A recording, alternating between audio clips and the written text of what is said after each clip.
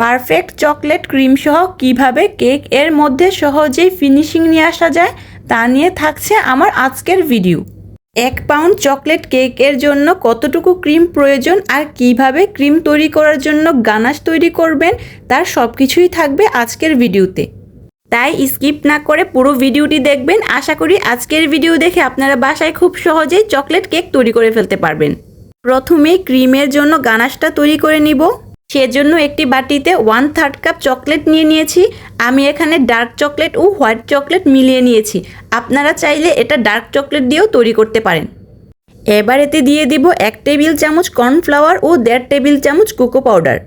এখানে চিনি দিয়ে দিব 1/4 কাপ ও লিকুইড মিল্ক দিয়ে দিব 1/4 কাপ। এবার এই সব কিছুকে একটি স্প্যাচুলা দিয়ে খুব ভালোভাবে মিশিয়ে নিব। এবার এই মিশ্রণটাকে ডাবল বয়েলিং এর মাধ্যমে মেল্ট করে নিব।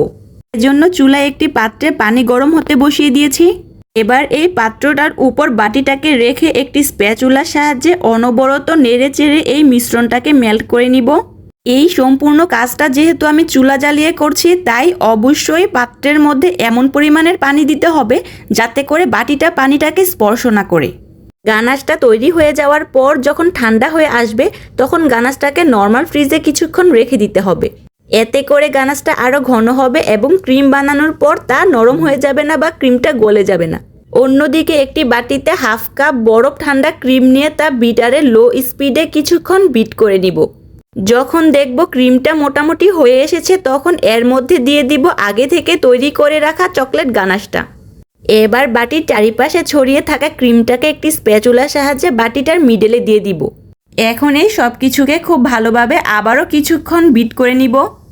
এবার এতে দিয়ে দিব 1/2 চা চামচ চকলেট পেস্ট বা চকলেট ইমালশন।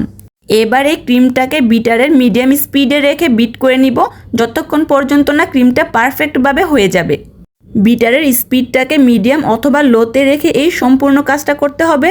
হাই স্পিডে ক্রিম বিট করলে ক্রিমটা ওভারবিট হয়ে গিয়ে নষ্ট হয়ে যাবে। এই তো দেখতেই পারছেন আমার ক্রিমটা কতটা বেশি পারফেক্ট হয়েছে।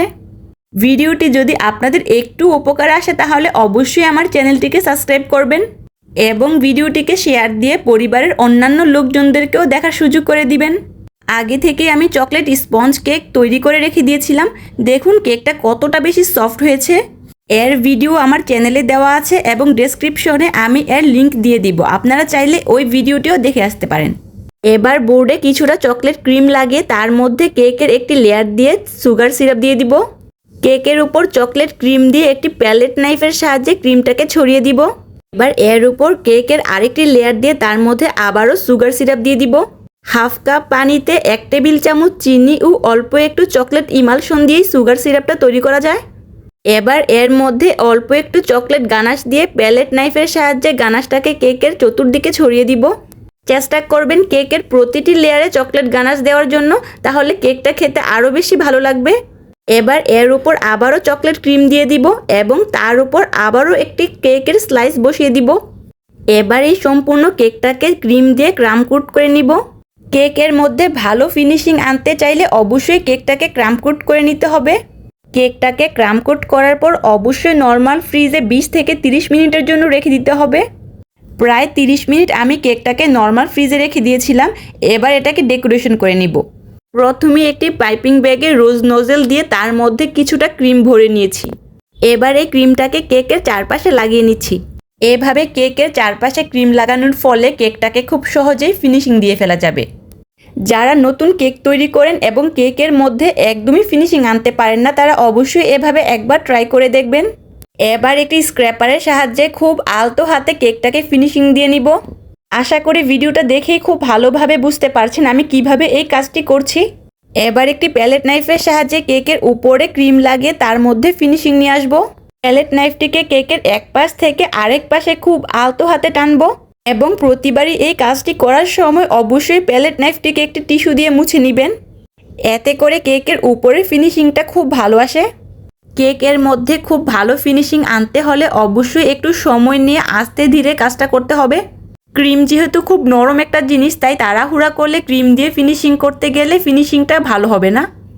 এবার কেকের উপর আমি একটি স্টার নোজেল দিয়ে ডিজাইন করে নিব। এখানে ফ্লাওয়ারটা আমি একটু বড় করে দিয়েছি। এবার সেম নজেল দিয়ে কেকের নিচে একটু ছোট ছোট ফ্লাওয়ার দিয়ে ডিজাইন করে নিব। ভিডিও ভালো লাগলে অবশ্যই ভিডিওতে একটি লাইক দিবেন আর আমার চ্যানেলটিকে সাবস্ক্রাইব করতে ভুলবেন না। সম্পূর্ণ ভিডিওটি দেখার জন্য ধন্যবাদ সবাইকে।